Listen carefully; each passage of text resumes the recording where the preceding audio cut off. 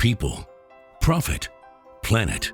The triple bottom line of sustainability. The 2015 Henry Bellman Environmental Stewardship Award recognizing excellence and honoring the planet goes to Kerr Center for Sustainable Agriculture, Oklahoma Pollinator Preservation and Education Program. Robert Kerr was a native Oklahoman who started out as a lawyer, got into oil production, became the governor of the state of Oklahoma, and then became a senator for the state of Oklahoma. The Kerr Center is named for Robert S. Kerr.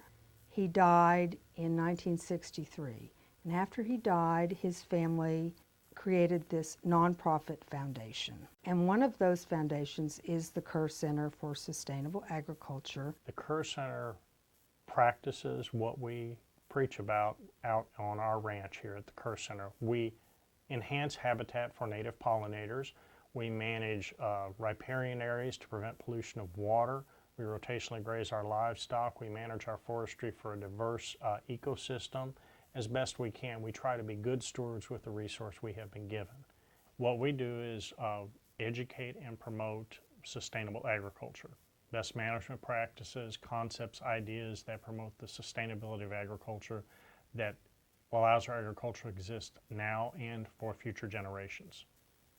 One thing we're trying to get across about pollinators is that many of them are in trouble because of habitat, dwindling habitat, or overuse of pesticides. So the result of this project was to come up with ways identifying wildflowers in Oklahoma that are beneficial to pollinators. How do we use them in our landscapes, in our agricultural production systems? How do we manage our production systems to provide that habitat for pollinators? The very practical challenges to working with this project has been how we manage the specific cover crops so that they will be a benefit to pollinators.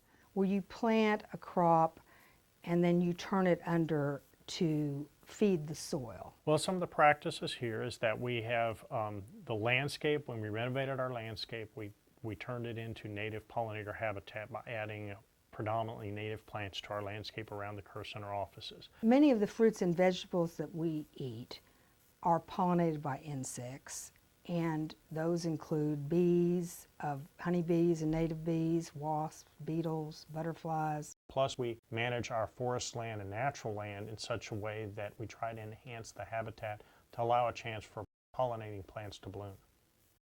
Sorghum Sudan grass, which you see behind me, the main reason we grow that in our rotation is because it suppresses Bermuda grass. It's effectively a shade crop.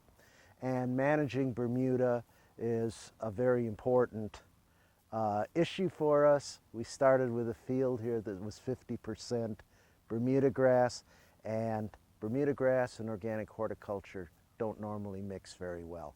We've made it a non-problem with the system that we use. Oklahoma has an incredible resource in native wildflowers. We have a diverse ecosystems in this state, and the tremendous amount of variation in our wildflowers, it's incredible. And the opportunity to pick and choose and look at these wildflowers and learn about when they flower, what pollinators are attracted to a specific plant, how they use that plant, that's been very rewarding. It's rewarding to be part of an effort that is going to make a difference.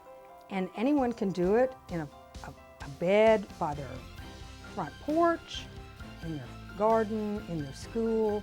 There's a lot that ordinary people can do that will really make a difference.